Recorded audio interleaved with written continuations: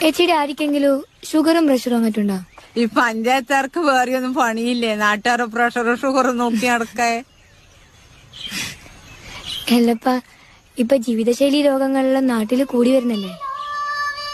ഈ ചെക്കനടിയാ ഫോണും വെച്ചിട്ട് പോയത്.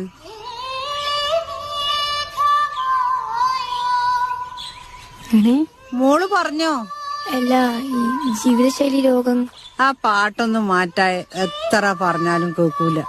എത്ര കൊല്ലായി കേട്ട് മടുത്ത്. കൊഴപ്പൊന്നുമില്ല, നല്ല പാട്ടല്ലേ അല്ലണേ?